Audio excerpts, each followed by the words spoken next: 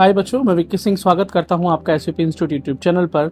तो बहुत से बच्चे अब रीनीट की अपॉर्चुनिटी जब बच्चों को मिली है तो वो ये जानना चाहते हैं क्या हम जीरो से अभी भी 300 तक पहुंच सकते हैं क्या इस लास्ट मंथ में, यानी इन 30 दिनों के समय में। क्या ये पॉसिबल है? बिल्कुल पॉसिबल है। तो मैं आपको इस वीडियो में बताने जा रहा हूं कि आपको कौन सी स्ट्रेटेजीज अपनानी है और 300 स्कोर करने के लिए वो कौन से चैप्टर्स हैं, वो कौन सा सब्जेक्ट है जिस पर आपको फोकस करना चाहिए और इसके अलावा आपको किसी और चीज पर फोकस करने की जरूरत नहीं है। चलिए शुरू करते हैं। वीडियो को लाइक जरूर कीजिएगा, चैनल को कर लीजिए सब्सक्राइब। सबसे पहली बात करें तो अगर आप स्कोर करना चाहते हैं 300, तो मैं आपको कहूंगा कि आप सिर्फ और सिर्फ बायोलॉजी पर फोकस करें, जो कि आप में से अधिकतर बच्चे कर भी रहे होंगे। फिजिक्स और केमिस्ट्री को साथ में इंक्लूड करने की भी आपको आवश्यकता नहीं पड़ेगी।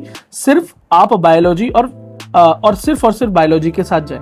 आप में से कई बच्चे कह सकते हैं कि भैया 300 नहीं आए बायोलॉजी में तो क्या होगा, केमिस्ट्री एंड फिजिक्स से हम शायद कुछ सपोर्टिव 30, 40, 50 मार्क्स ले आएंगे। बच्चों, अगर आप बायोलॉजी जैसे सब्जेक्ट में, जो कि अधिकतर नीट एस्पिरेंट का फेवरेट सब्जेक्ट होता है, में भी परफेक्शन नहीं ला सकते और 360 टोटल स्कोर में 300 नहीं कर सकते, यानी 75 करेक्ट क्वेश्चंस नहीं कर सकते, तो आप ये सोच रहे हैं कि मैं फिजिक्स और केमिस्ट्री में परफेक्शन ले आऊंगा और वो मुझे इजी पड़ेगा एज कम्पेयर टू बायोलॉजी, तो ये एक गलत स्ट्रेटेजी है। इससे आप अपना समय ही बर्बाद करेंगे। तो हम सिर्फ और सिर्फ आप बायोलॉजी पर फोकस करते हैं और शुरुआत करते हैं हम बायोलॉजी के कुछ ऐसे चैप्टर से जो बहुत ईजी हैं और आपको शुरुआत में ही कर लेने चाहिए और वहां से बहुत ज्यादा क्वेश्चंस आपको देखने को मिलते हैं।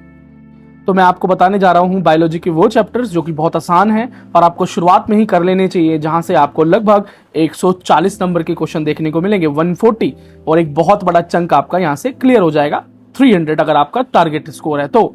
सबसे पहला है ह्यूमन हेल्थ एंड डिसीज। बहुत ईजी है, डायरेक्ट क्वेश्चंस आते हैं राइट फ्रॉम एनसीईआरटी। लगभग 2 से 3 क्वेश्चन जरूर आपको यहां देखने को मिलेंगे और यहां से आप लगभग 8 से 12 मार्क्स स्कोर कर पाएंगे। अगला, माइक्रोब्स इन ह्यूमन वेलफेयर। कम से कम 2 सवाल आपको देखने को मिलते हैं, यहां से डायरेक्ट क्वेश्चन आते हैं। इजी चैप्टर है, इंटरेस्टिंग चैप्टर भी है, आप इसे अपनी daily day to day life से रिलेटेड ही मानेंगे। लगभग 8 नंबर के सवाल आपको यहां से देखने को मिलेंगे। फिर बायोटेक्नोलॉजी प्रिंसिपल एंड बायोटेक्नोलॉजी के एप्लीकेशन, इंटरेस्टिंग है। साइंस अगर आपको पसंद है तो ये आपके लिए बड़ा ही इंटरेस्टिंग चैप्टर होने वाला है। और यहां से बात करें तो लगभग 8 सवाल आपको देखने को मिलेंगे और 8 सवाल का मतलब है, आप खुद लगाइए अंदाजा। जी हाँ, 32 क्वेश्चंस, ठीक है, 32 नंबर, बड़ा नंबर है।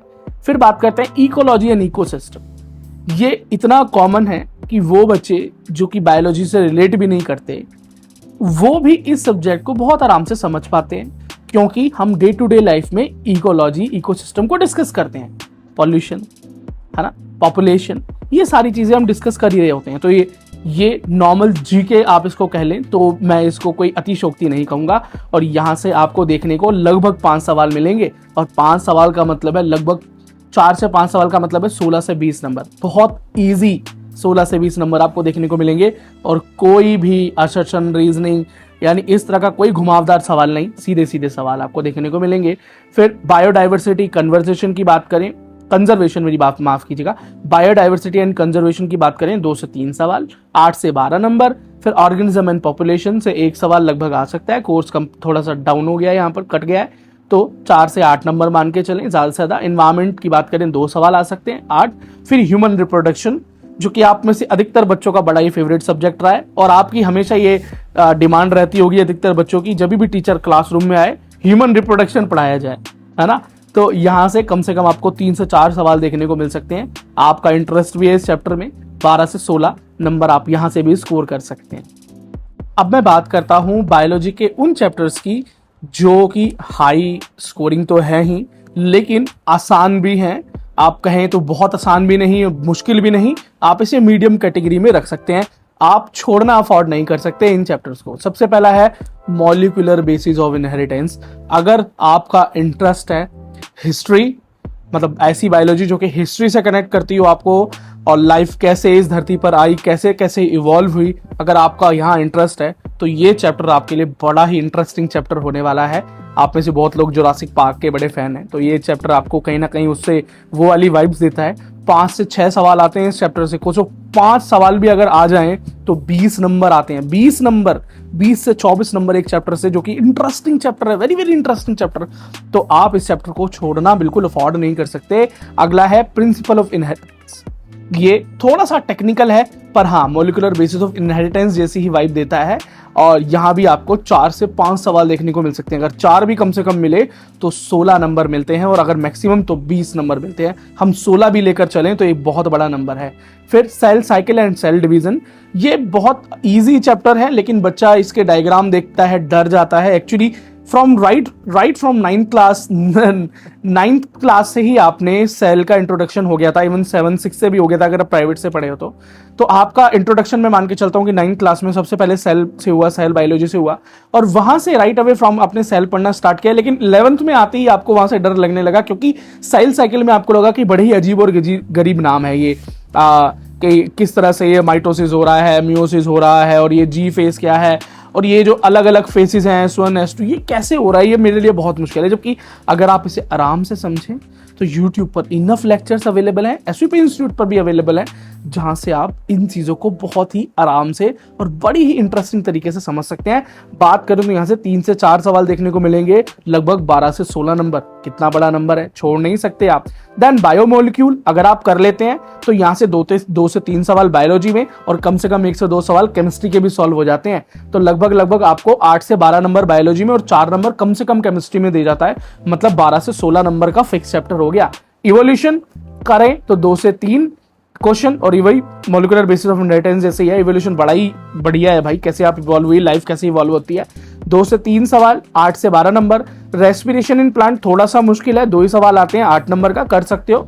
और फोटोसिंथेसिस बच्चे डरते बहुत हैं इससे, लेकिन 2 से 3 सवाल आते हैं, इजी सवाल आते हैं, 8 से 12 नंबर के, कुछ साइकिल्स भी आ जाती हैं। समझना है तो SVP इंस्टीट्यूट पर आपको सिर्फ सर्च करना है चैप्टर का नाम और SVP इंस्टीट्यूट डाल देना है, आपको मिल जाएंगे विद नोट्स, प्योर लेक्चर।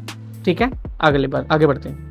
अब मैं बात करता हूं उन चैप्टर्स की बायोलॉजी के जो कि थोड़े मुश्किल कैटेगरी में आते हैं, पर यहां पर अच्छा स्कोर आप कर सकते हैं।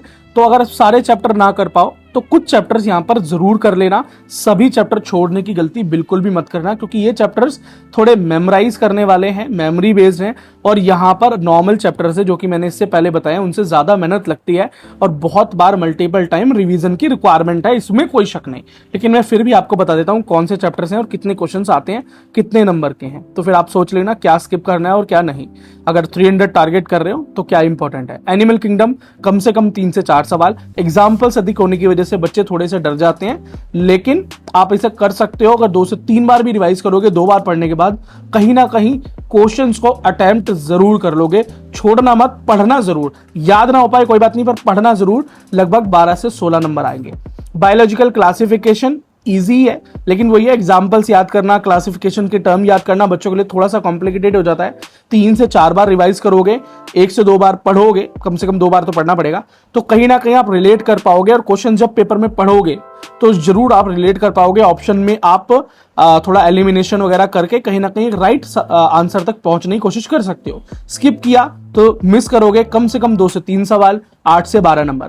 प्लांट किंगडम 2 से 3 सवाल, 8 से 12 नंबर। मॉर्फोलॉजी ऑफ फ्लावरिंग प्लांट कम से कम 2 से 3 सवाल, फ्लावर और फॉर्मूला से तो आते ही है, 8 से 12 नंबर। फिर एनाटॉमी ऑफ फ्लावरिंग प्लांट कम से कम 1 से 2 सवाल, 4 से 8 नंबर। फिर लिविंग वर्ल्ड कम से कम 1 से 2 सवाल मिल जाते हैं, और 4 से 8 नंबर के चैप्टर हैं। तो इसमें से कुछ चैप्टर्स जो आपको लग रहा है बिल्कुल नहीं हो रहे तो छोड़ना, पर अधिकतर चैप्टर्स करने की कोशिश करना।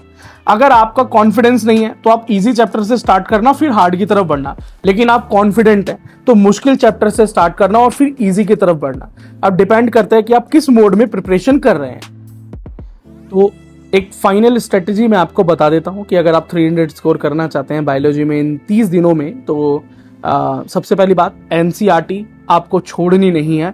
एनसीईआरटी को समझने के लिए एंड पीवाईक्यूज एंड एमसीक्यूज करने के लिए आप किसी डिफरेंट सोर्स का यूज कर सकते हैं, लेकिन एनसीईआरटी छूटनी नहीं चाहिए। कम से कम 2 से 3 चैप्टर्स आपको डेली कर ही लेने हैं, नहीं तो आपका टारगेट अचीव नहीं होगा। फिर पीवाईक्यू अगर आप करो तो 2020 से 2026 तक ही करना, इससे ज्यादा पीवाईक्यूज पीछे के मत करना, क्योंकि कोर्स में काफी चेंज हो चुका है। 20 से पहले जाओगे, कोर्स डिफरेंट है, डिफरेंट काइंड ऑफ क्वेश्चंस देखने को मिलेंगे। नॉर्मल एमसीक्यूज की संख्या ज्यादा देखने को मिलेगी, जो कि अभी पैटर्न भी चेंज हो गया है और क्वेश्चन के साथ साथ जो लेवल है क्वेश्चन का वो भी इंक्रीज हुआ है। तीसरा, कोर्स में काफी डिफरेंस आ चुका है। तो आपको पीवाईक्यू 2020 से पहले के नहीं करने, क्योंकि अभी आपके पास इतना टाइम बचा नहीं है। डायग्राम की बात करो, heart, nephron, floral formulas, cell division, DNA replication and biotechnology के कुछ जो डायग्राम्स हैं उन्हें भूलना नहीं, और इंक्लूडिंग कैटेगरी चार्ट, ठीक है, उनको भी याद रखना। फिर उसके बाद बात करें कि डेली कम से कम 8 से 9 घंटे पढ़ाई करनी पड़ेगी लग के, तभी 300 भी कर पाओगे, नहीं तो ये 300 सिर्फ पढ़कर तो नहीं हो सकते, क्योंकि पढ़ लोगे फिर रिवीजन भी करनी है, फिर पीवाईक्यूज भी करनी है, यानी क्वेश्चन प्रैक्टिस भी करनी है, मॉक भी लगाने हैं। अगर आपने इनमें से कोई भी स्टेप मिस किया और सोच रहे मैं सिर्फ पढ़ रहा हूं, पेपर में जाकर अटेम्प्ट कर लूंगा, नहीं हो पाएगा, क्योंकि वहां पर जाकर रियल टाइम सिचुएशन में पढ़ने के बाद सही डिसीजन लेकर क्वेश्चंस को अटेम्प्ट करना, वही बच्चा ज्यादा बेहतर कर सकता है। उसी की एक्यूरेसी ज्यादा बेहतर होती है जो कि घर पर पीवाईक्यूज, एमसीक्यूज, मॉक टेस्ट कर कर जाता है। ये बात आज नहीं मानोगे, पेपर के समय मान जाओगे। फिर बात करें तो कुछ ऐसे चैप्टर्स हैं, मैंने तो बहुत सारे चैप्टर्स आपको पहले बताए, हर किसी का नंबर ऑफ क्वेश्चंस बताए, हर किसी के नंबर ऑफ एक्सपेक्टेड स्कोर बताया, लेकिन अब मैं आपको बताने वाला हूं वो चैप्टर्स उन सभी में से जो आपको छोड़ने नहीं है, बिल्कुल भी आप छोड़ना अफोर्ड ही नहीं कर सकते। सबसे पहला है मॉलिक्यूलर बेसिस ऑफ इनहेरिटेंस, फिर बायोटेक एप्लीकेशन भी इंक्लूडेड है, ecology, human physiology, cell biology, और उसके बाद जेनेटिक्स, रिप्रोडक्शन और बायोमोलिक्यूल। ये बहुत हाई स्कोरिंग है, इन्हें बिल्कुल मत छोड़ देना, और इनके ये इतना करोगे तो क्वालिफिकेशन तक जरूर पहुंचोगे। और 300 का टारगेट है तो मेहनत करोगे, मेहनत का तो अल्टरनेट कुछ है नहीं। और एक और बात लास्ट में जाते जाते बोल देता हूं, शॉर्ट वीडियोस को अवॉइड करना, और वो भी ऐसी शॉर्ट वीडियो जो 30 मिनट में चैप्टर खत्म, 20 मिनट में चैप्टर खत्म, 40 मिनट में चैप्टर खत्म, 1 घंटे में चैप्टर खत्म।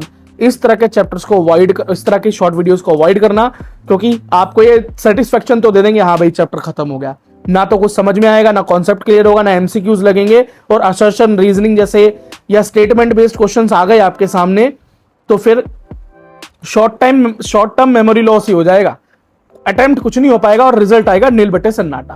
तो आपको अगर शॉर्ट वीडियोस देखनी भी है तो ऐसी देखनी है जो कि बहुत जल्दी ना खत्म हो, लगभग 2 घंटे, 3 घंटे, 4 घंटे, 5 घंटे का सेशन हो, जहां पर teacher line by line NCERT समझाए, आपको एग्जाम्पल से रूबरू कराए, एमसीक्यू साथ में करवाए, कॉन्सेप्ट्स क्लियर कराए, कोई भाग दौड़ वहां ना हो रही हो। बोलोगे भैया हमारे पास इतना टाइम नहीं है, अरे दिन में 2 चैप्टर तो कर सकते हो। दिन में अगर एक शॉर्ट आपने देख लिया, शॉर्ट यानी एक लेक्चर देख लिया जिसकी ड्यूरेशन 3 घंटे की है, 4 घंटे की भी है, और 2 भी देख ले तो 8 घंटे हुए ना। आपको कम से कम 9 घंटे तो पढ़ना ही है ना दिन में, तो ये तो 2 लेक्चर्स आप फिर भी देख सकते हो। और वैसे भी आप नीट दे चुके हो, तो कुछ ना कुछ तो आपने पढ़ा है ना इससे पहले, 0 पर तो नहीं होगे ना। तो ऐसा तो नहीं है सारी चैप्टर्स आपको फ्रॉम 0 पढ़ने, और अगर ऐसा ही है तो फिर आपके लिए जर्नी बहुत मुश्किल है बच्चे। चलिए, ऑल द बेस्ट। बाकी इसके अलावा कुछ और सवाल पूछना चाहते हो, कमेंट सेक्शन खुला हुआ है, चैनल को सब्सक्राइब कर लो। इस तरह की गाइडलाइंस या इस तरह की गाइडिंग वीडियोस हम लगातार आपके लिए लाते रहते हैं, शॉर्ट वीडियोस हो या लॉन्ग वीडियोस हो। और आपको हम बात करें काउंसलिंग में, एडमिशन्स में भी सपोर्ट करते हैं, तो एसपीपी इंस्टीट्यूट को आप सब्सक्राइब कर लीजिए, हमें टेलीग्राम, इंस्टाग्राम पर जरूर फॉलो कर लीजिए, सभी लिंक इस वीडियो के डिस्क्रिप्शन में मौजूद है। मेरा नाम विक्की सिंह, आप वीडियो देख रहे थे एसपीपी इंस्टीट्यूट पर। आप चाहें तो मुझे भी मेरे इंस्टाग्राम अकाउंट पर फॉलो कर सकते हैं, just to support myself. Link is in the description of the video. All the best, मिलता हूं आपसे अगली वीडियो में।